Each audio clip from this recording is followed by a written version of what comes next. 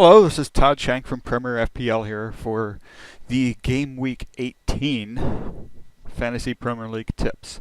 Um, I unfortunately wasn't able to do the Game Week 17 tips, mostly because I was working that day, so just didn't have time Monday or Tuesday to do anything as far as those tips went. But um, So before that match, that was when it came out that Morata was out injured, and um, I didn't.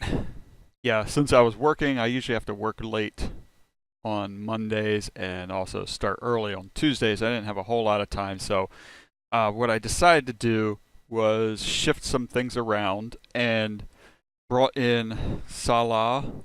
Um, Actually, let's check out my previous week so we see exactly what I did. Brought in Salah for Gross, and then also dropped Murata since he was out injured, and brought in Diouf up front. Now, my points didn't shake out too well. Ended up with 43 points for the week and dropped ranking again. So it didn't really work out too well for me. Still looking for a way to shift Carroll. I don't remember if I said before, but my plan for this season is I don't want to take any -4 hits. It's just one of the things that I decided at the start of the season that I don't want to do that. I know it might end up hurting me overall, but it's one of those things where I decided to do it, so I'm sticking with it. Anyway, so this is kind of the breakdown of my points. It's a little bit sad when your goalkeeper ends up with the highest points for your team. And I think I took a chance with Firmino, hoping that either he would start or not play at all, but he ended up coming in for 6 minutes to finish the match, and that really kind of hurt me. I did hope that he would, if he didn't play, that I would get my sub, which, I don't know, 2 extra points wouldn't have really done a whole lot for me for the week. I probably should have started Callum Wilson over Carroll, but I did think that United would do more than just scoring 1 goal against them. So that used up my 2 free transfers for that week. But it did also let me bring in Salah. And I do like Liverpool's fixtures coming up here, even against Arsenal away. I think that they have the attacking power to get some goals there. So, where was it? Okay, so moving ahead to game week 18. Actually, while I'm here, might as well go ahead and pull up Premier injuries, get that ready. Game week 18. Yeah, so I think one of the things that I want to look at for this week, so I guess bringing it down, looking ahead for this week, I want to look at where you can find some value players at the bottom of the table more than anything. Then look ahead at some of the transfers that I'm thinking about doing, look at some of the daily fantasy tips here, and then finish off with maybe some captain's picks here. So starting out, taking a look at some of the bottom of the table, finding some value down there at the bottom of the table. Actually, I want to take a look here at the table itself. Looking at the standings, we have Swansea, West Ham, Crystal Palace here at the bottom. Arrange it by... what's going on here? Oh, right. I think I have this arranged in a different way overall. So, bottom of the table, we have, Swansea, West Ham, Crystal Palace at the bottom of the table.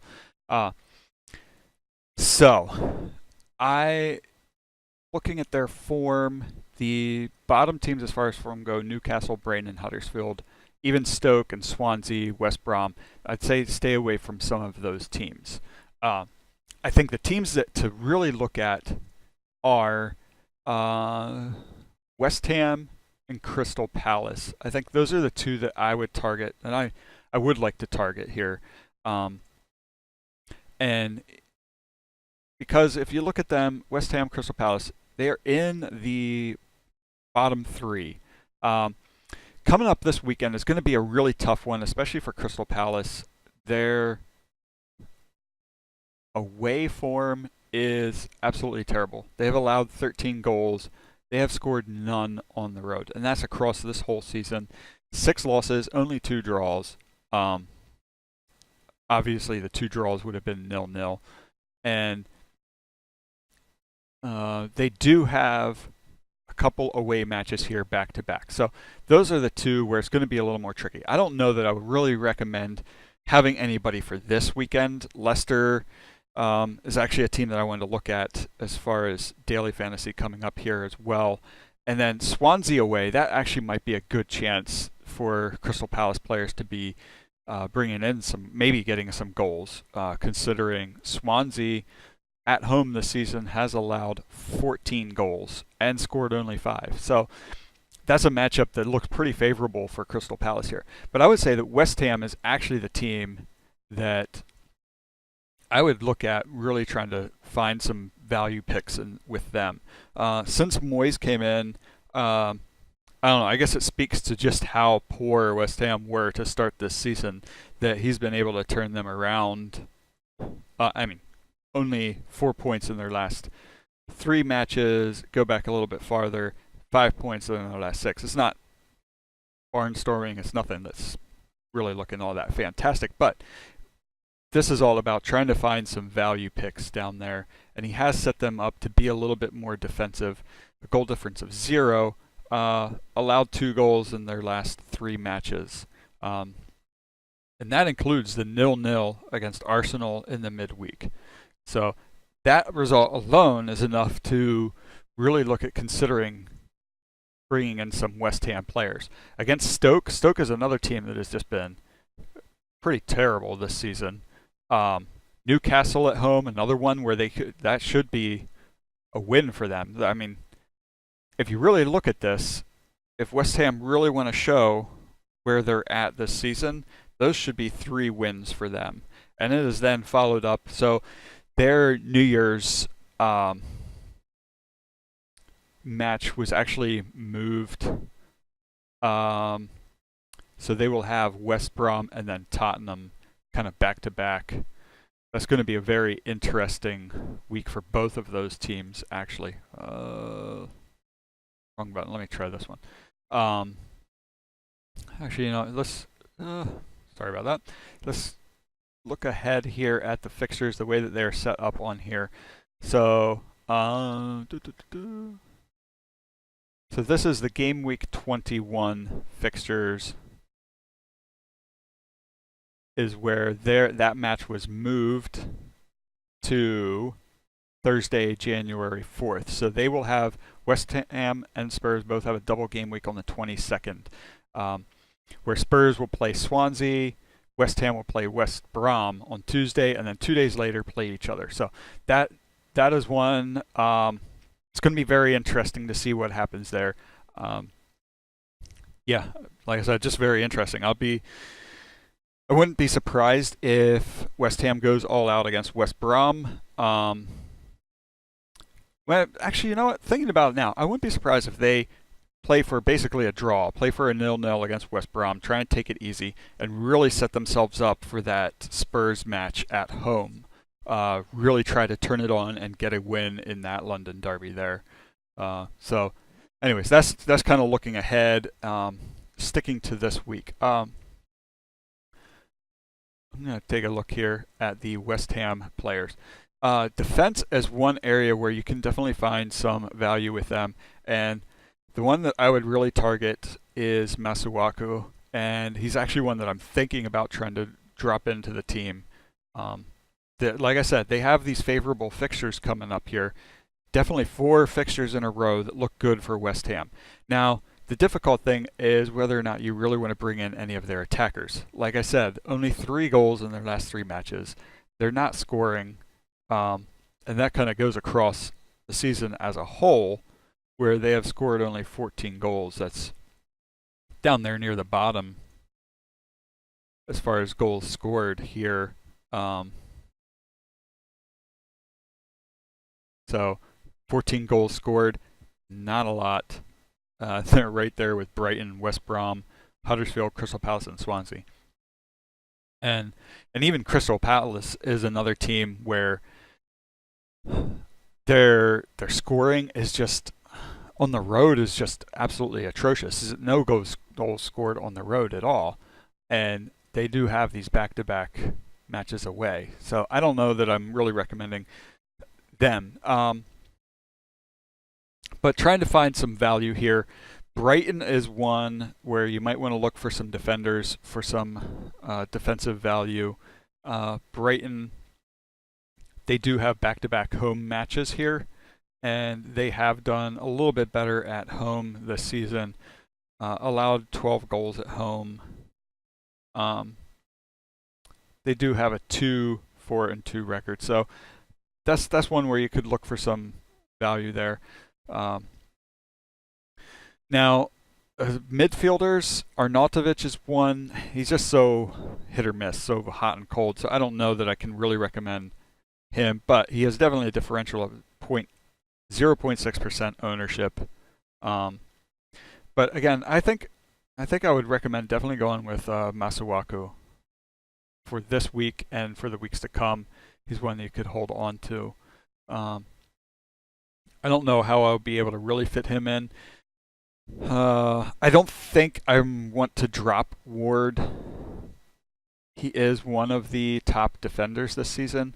I'm not really ready to drop Loughton. It might be getting rid of Firmino here, or even Francis, because Bournemouth is, yeah, they're not really lighting it up for me. Not sure that I really want to hang on to him. The other one I'm thinking about moving is Tom Carroll. I keep saying I'm going to drop him, but end up still holding on to him. He's consistent as far as getting, some points in there, but he's really kind of dead weight at this point. Ruben Loftus-Cheek might be a better. I keep saying that I'm going to bring him in, and then the one week that I thought I brought him in, I ended up not doing it. So that actually might be my move for this week, is to bring in Loftus-Cheek and just get ready for some of their other matches where they are at home. I could see them getting a goal against Arsenal, maybe even surprising City getting a goal there. But yeah, Swansea is the one that I think I would target there. So as far as other value picks here, I don't know that I'm really going to target specific players, especially other than maybe Wayne Rooney here. Calvert-Lewin is another one at 5.3 for a forward. Definitely good value there. The only issue with these two guys is they're above that 5% ownership. I usually like to target anything under 5% as more of a differential pick. Know that Nias is one that is a little bit lower in price, but I think Calvert-Lewin is getting more of the playing time recently. So he's one you could definitely look at bringing in. John Joe Kenny is one that has done well. 11, 5, 2, and 6 points. And he is starting. He has been starting lately, so he is one. Also, another one that I'm thinking about picking up here. Everton do have, decent set of fixtures here. The problem with them is this kind of hit or miss, where they have a couple that are decent, and then mixed in there you got Chelsea at home, Manchester United, Tottenham, and Arsenal. So just kind of whether or not you're really buying into Sam Allardyce as really turning them around. Now Leicester City is the other one, and that I would say to look at. As far as value goes, the only real value picks would be Okazaki. Vardy and Mahrez are a little bit too pricey, but they are also good picks to have in there. The problem with Okazaki is whether or not he's really going to be starting. He did play the full match against Southampton, so maybe that's a sign of things to come, or it could just be a tactical setup that Puel saw with Southampton that they could be got at having the two strikers in there. But, I mean, if you look at his points for the season, he's done very well for a substitute. The issue with him is that he does often come on, so if you're looking to just have him as kind of like a backup that might get substituted in if you have him as backup that might, drop to the bench as a substitute, comes in for him. That's not really going to be the case, because if he starts, that's good. But if he doesn't start, chances are he'll come on, play, 15, 20 minutes at the end of the match, as you can see here. Or even there are plenty of times where he starts but doesn't finish out a full 90 minutes. So it's kind of a tough one there about what to do as far as he goes. Demarai Gray is one that might be a good value pick to go with, but he has kind of hit or miss. Lots of ones in there, a couple zeros, and he's another one that doesn't always play the full 90 minutes, doesn't even always get the full 60 minutes. Now, moving on to daily fantasy. Some of the teams that I'm looking at for this week are Leicester City, West Ham United, even Watford against Huddersfield. Huddersfield has been pretty terrible. Arsenal over Newcastle. Brighton and Burnley, I'm actually thinking that one basically has 0-0 written all over it. So any defensive picks are good for those teams there. Now I should pull up Fantasy XL here. Find their free game. So in the free game, I would say, looking at this Leicester City, again, Watford, Brighton and Burnley, good defensive picks. Arsenal, a good solid pick over Newcastle, who have been pretty terrible. If you look at their form, they are bottom of the form table, just above Brighton. Not really looking too good. They are bottom of the form table. When you look at them overall for the last 6 matches. So, yeah, they don't look good at all. I don't know what's going on there, but yeah. The United Albion, West Bromwich Albion match, that's a tough call. I could definitely see West Brom holding United, maybe even getting a goal in that one. I could also see it, United coming out scoring 4 goals again. That's just kind of the way that United's been playing this season, and even West Brom, who have been terrible. And I know that Pardew's going to want to get one over on United after that little jig he did against them in the FA Cup final that they lost. So, yeah, going to be interesting there. Liverpool, I could definitely see Bournemouth getting some goals in this one. Liverpool have looked better defensively in recent weeks, but their goals allowed away from home is still pretty high. Even in the last 6 matches has allowed 9, and their last 3 matches is a little better, allowing 2, but they do score goals on the road. So looking at Liverpool's attack is definitely a great one to go with. Salah leading the goal scoring charts there. Everton and Swansea, I would pick Everton across the board. Defense, midfield, and actually let's see what they're looking at here as far as price points go. So on Fantasy XL, they're priced for who they're playing against. So you're not going to find a whole lot of value with them, but you could be getting some points considering who they are facing this weekend. All right, going back to the official game here. As far as captain picks go for this weekend, I think Salah is one. I'm probably going to go with him. Hazard is another one. I didn't talk a whole lot about Chelsea for this week, but Chelsea against Southampton. Southampton, they are so hit or miss this season. It's really quite frustrating because, they have a good team there. I just don't know what's going on away from home.